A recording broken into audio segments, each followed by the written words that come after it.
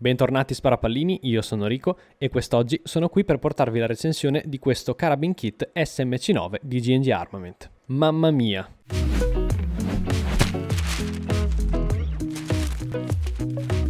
Vi invito ad iscrivervi al canale e ad attivare la campanella delle notifiche, altrimenti la vostra SG diventerà pesante quanto il martello di Thor.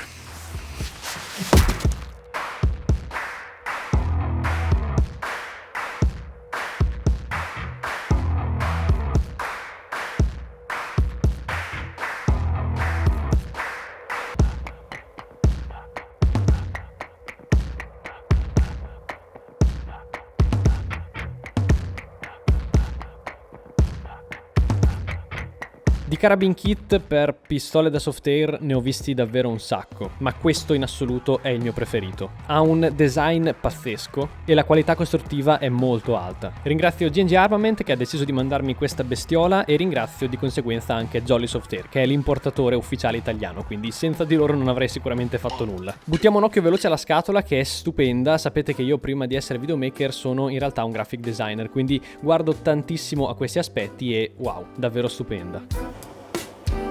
Non troviamo il solito manualetto di istruzioni, bensì questo unico foglio fatto molto bene con tutta la procedura per montare la pistola e per smontarla. Infine da questo lato troviamo tutto l'ecosistema di componenti che va a costituire questo SMC. Troviamo poi una stina puliscicanna, un anellino a sgancio rapido, molto strano trovarlo già di serie, e infine il nostro Carabin Kit.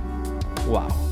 Come vedete non c'è altro, ci dovrebbe essere chiaramente anche lo spegnifiamma rosso, solo che probabilmente l'ho perso quando ho fatto il video unboxing la settimana scorsa, forse mi è saltato via in mezzo alla miriade di scatoloni. Comunque un appello a G&G Armament: evita di fare queste scatole di plastica che, oltre a essere super inquinanti, hanno anche il brutto difetto di spezzarsi malamente. Guardate qua, è tutta distrutta. Un bel pressato di cartone, magari forse a livello produttivo costa un po' di più, ma is better. Inoltre ci sono due versioni di questo modello. Questa qui che è la versione base, dove troviamo solamente il kit superiore alla quale poi montiamo la nostra GTP9 e siamo intorno ai 220-230 euro, mentre se non avete la GTP9 ovviamente vi consiglio di prendere il kit completo perché risparmiate, costa circa 280-290 euro e avete tutto il kit con la parte bassa della pistola e un caricatore da 50 colpi. Comunque qui sotto in descrizione trovate il link del prodotto. Montare la GTP9 all'interno di questo kit è davvero semplicissimo, non servono adattatori, non serve niente, anche perché è stata studiata apposta per questa pistola, ma la cosa interessante è che questo è un kit, diciamo, attivo, nel senso che al suo interno è proprio presente tutto il gruppo aria con nozzle, gomino PAP, canna, quindi è sicuramente più performante e forse ha più senso usare un carabin kit di questo tipo piuttosto che uno di quelli vuoti che presentano degli adattatori dove bisogna montare la pistola tutta intera. Come prima cosa togliamo il caricatore, smontiamo il carrello tirando in giù questi dentini come poi nella gran parte delle pistole,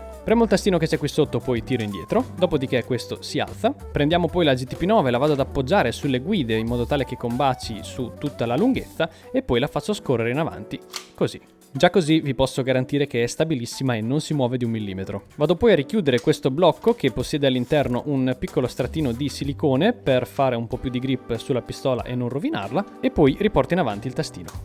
E voilà! Questo per il momento non ci serve più. Considerate che si tratta di un prodottino molto fresco sul mercato, infatti sarà in commercio da poco più di un anno, mi ricordo ancora all'IWA quando l'hanno presentata e io me ne ero già innamorato. Se volessimo parlare di caratteristiche principali, qua sicuramente devo fare un elogio al design inteso non solamente come estetica ma chiaramente anche a livello proprio di struttura, di assemblaggio, di progettazione, i materiali, proprio veramente è fatto tutto molto molto bene, confezionato in un'estetica che fa davvero paura. L'altra caratteristica è che si tratta di un kit plug and play, nel senso che come avete visto è davvero immediato riuscire ad inserire la pistola all'interno e non c'è da smanettare con adattatori e riuscire a far combaciare le cose perché è già tutto pronto. E l'altra caratteristica che mi è piaciuta molto, anche se credo che non sia una cosa unica al mondo, è la chiusura del calcio magnetica. Tanta roba. Tutta la sua struttura principale è in metallo, più precisamente in alluminio, tagliato al CNC con una precisione davvero come solo G&G e pochi altri sanno fare, mentre invece in polimero troviamo l'otturatore che poi è ambidestro, il blocchetto inferiore di fissaggio della GTP9 e infine tutto il calcio. La sua lunghezza totale con il calcio aperto è di 62 cm, mentre se lo andiamo a chiudere passiamo a 40 cm. Ed è talmente ben bilanciato che utilizzandolo anche con una mano non ci sono dei grossi problemi. Il peso del solo kit è di 1,3 kg, mentre se aggiungiamo la GTP9 arriviamo a 1,9 kg, poi chiaramente dipende da che tipo di caricatore andate a montarci. E infine la canna interna ha una lunghezza di 220 mm. Partiamo dal calcio, che come vi dicevo è sì in polimero ma ha una resistenza impressionante. Infatti questo è un test che potete fare con qualunque tipo di ASG, basta prenderlo dal calcio, muoverlo e sentire se ci sono dei giochi nella parte appunto dove si chiude, fermo restando che questo è un calcio pieghevole, quindi a maggior ragione è più facile che ci siano dei giochi in questo tipo di calci, e qua veramente non ce n'è uno, ma neanche se prendo e poi vado a piegarlo da una parte e dall'altra. Cosa da non sottovalutare questo piccolo grip in gomma, particolarmente essenziale soprattutto su calci così piccolini che tendono a scivolare parecchio, soprattutto se usate un plate. Qui abbiamo il tastino per andare a ripiegare il calcio che si va ad agganciare tramite il magnete che vi ho mostrato all'inizio. Così. La potenza di questo magnete è studiata molto bene, nel senso che una volta chiuso comunque non si muove di una virgola. E per riaprirlo è morbidissimo. Qui davanti troviamo questo ponte in metallo molto generoso, molto spesso per l'attacco cinghia, e di conseguenza anche l'altro piccolo anellino qua davanti, anche se non so bene a che cosa servano due punti cinghia, soprattutto su una SMG che di per sé è molto compatta e non serve più di tanto avere due attacchi, però vabbè, nel dubbio ce l'abbiamo. La GTP9 dovete sapere che nasce come una semplice pistola semiautomatica, ma con questo kit, oltre a tutta la stabilità annessa che ci può dare, ci danno anche questo selettore di fuoco per passare dal semi al full auto. Quindi abbiamo una SMG completa a 360 gradi. Quindi se premiamo questo tastino andrà in full auto, se premiamo questo andrà in semiautomatico. Nella zona dell'otturatore troviamo questo sportellino che è davvero iconico, ne troviamo due, infatti questo meccanismo è ambidestro, e ambidestra chiaramente anche la leva d'armamento che è molto low profile, e se andiamo ad aprirla di default si apre lo sportellino di destra. Se volessimo far aprire solamente quello di sinistra basta andare a smontare questo piccolo cuneo in plastica da questa vite e lo si va a montare praticamente su questo, in questo spazio qua, così appunto si aprirà solamente lui. Tutto questo è molto estetico perché non c'è una reale funzione pratica che possiamo andare ad applicare all'interno di questo otturatore, se non giusto quella di fare un check sul pallino se per caso è incamerato o meno in canna. Quello che vedete lì in verde è il tipico gommino PAP della GNG, che però in questo caso non si regola da lì, bensì dalla canna. E voi direte, come dalla canna? Sì, dovete sapere che la GTP9 ha un metodo molto particolare per la regolazione dello PAP. Bisogna infatti andare nella parte inferiore dell'impugnatura e premere su questo pirolino che si va a sfilare, e questa è praticamente la chiavettina di regolazione. Si va poi ad inserire all'interno della canna e si gira finché non si va a beccare la scanalatura, ecco fatto, e poi si va a girare a destra o a sinistra in base al tipo di regolazione che vogliamo ottenere. Gli scatti che fa devo dire che non sono proprio precisissimi, ce ne sono alcuni che sembrano a posto, poi all'improvviso si blocca, bisogna fare un po' più di forza, quindi non è proprio costante, però insomma devo dire che è un metodo parecchio intelligente. Beh, poi per quanto riguarda la GTP9 di per sé, sapete che io sono molto contento di questa pistola.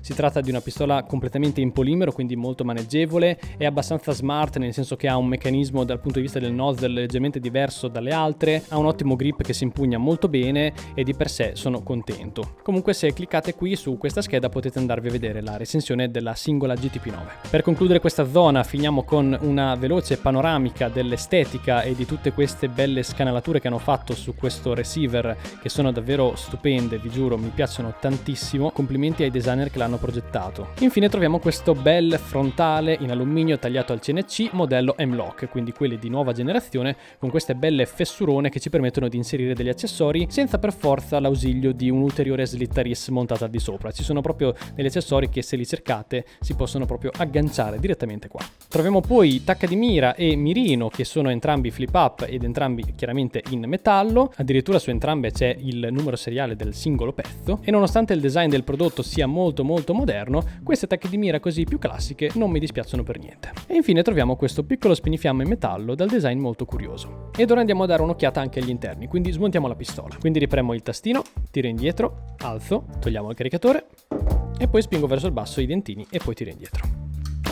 Vabbè, qua la pistola nella sua parte bassa diciamo che è molto standard, non ha delle cose sensazionali. Diciamo che è il carrello ad avere una parte più succulenta. Ed ecco il nostro carabin kit. Questo qui è il nozzle, poi se tiriamo indietro la leva d'armamento magari qua si vede un po' meglio il gommino PAP, eccolo lì. Da notare inoltre come il nostro nozzle sia circondato da questa enorme massa di metallo che praticamente si sposta insieme ad esso ad ogni colpo sparato, quindi sicuramente per aumentare il realismo ci vuole. Anche solo andando a scarrellare con tutta questa massa massa è già una cosa molto piacevole. Anche qui davanti in tutta quest'area, come vedete, c'è un bel blocco di metallo che contiene la canna e il relativo gruppo PAP, che sicuramente gli dà una maggior stabilità, anche dal momento che questa massa praticamente gli dà delle botte tutte le volte, quindi devo dire che è stato fatto un bel lavorino dal punto di vista anche degli interni. Poi ragazzuoli, solamente il tempo ci dirà come si comporta questa pistola. Io chiaramente mi farò mandare anche qualche altro caricatore, così riuscirò a farci anche qualche partitina. Sarebbe molto molto divertente,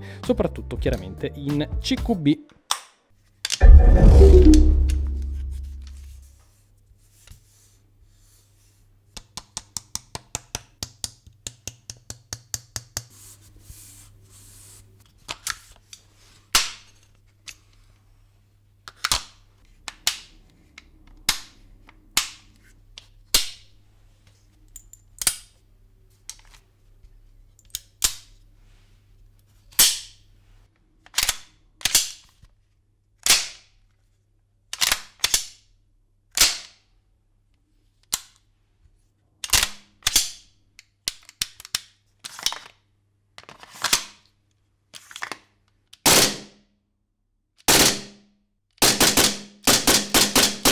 Ed ora non ci resta che andare in giardino e fare la nostra consueta prova di tiro.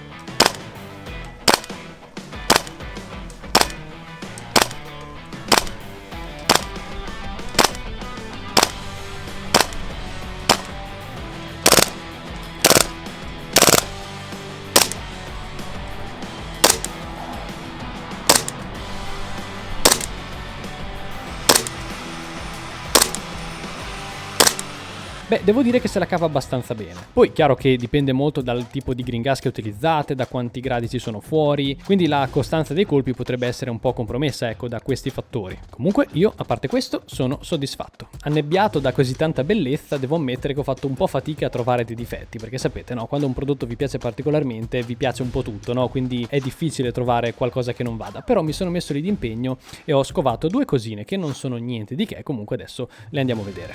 Il primo riguarda questa doppia levetta d'armamento, che forse è un po' troppo low profile e non lo so, mi dà l'idea che quando siete in partita, magari presi un po' dalla foga, oppure se c'è un po' di buio, non è così facilmente percepibile questo tipo di levetta, che effettivamente è un po' bassa. Ne avrei preferita magari una che si potesse svitare e montare a destra e a sinistra in base al tipo di conformazione che volete dare alla replica, ma il problema non è tanto questo quanto la loro stabilità. Infatti tendono a essere un po' ballerine. Diciamo che è l'unico componente di tutta la replica che shakera, infatti di per sé, come sentite, è stabile, però se faccio così si muove tutta la parte anteriore. Vabbè, piccolo dettaglio che veramente è una sciocchezza, ma diciamo è quello che ho trovato. L'altra cosa che non mi è ben chiara è il fatto che hanno creato questo kit completamente ambidestro, nel senso che la leva d'armamento, l'otturatore, poi vabbè la pistola di per sé ha i comandi ambidestri, anche il selettore di fuoco, tutto ambidestro. Però se per caso noi prendiamo questa SMG e la vogliamo utilizzare da mancini, come cavolo attacchiamo la cinghia? Questo non l'avete pensato, GNG. O meglio, volendo lo potete anche fare, perché questi due perni volendo si possono andare a svitare. Questo con un po' di forza bruta si sfila e si può portare di qua. E voi dite, beh ecco, il gioco è fatto. E poi come lo chiudete il calcio? Quindi mancini, se volete chiudere il calcio, vi attaccate. Me compreso, anche se non sono mancino, ma sparo da mancino. Sono molto curioso di sapere se tutto questo mio entusiasmo verso questo prodotto viene ricambiato anche da parte vostra. Vi giuro, sono innamorato. Non so cosa dirvi. Sapete quando vedete quel prodotto e dite cavolo, quello, cioè, lo voglio, è mio, cioè voglio che sia mio e lo uso e ne vado fiero. Ecco, questo fa parte proprio di quelli. Pur quanto alla fine di per sé il prodotto è una chicchetta, cioè non è una cosa essenziale, no? Però noi giocatori sapete che ci piace sempre prendere tante belle cosine che poi magari non usiamo, però ce le abbiamo e siamo contenti. Qua chiudo la parentesi, se no vado avanti all'infinito. Detto questo, noi come al solito ci vediamo prossimo lunedì alle 18, sempre qui sul canale. Ciao a tutti!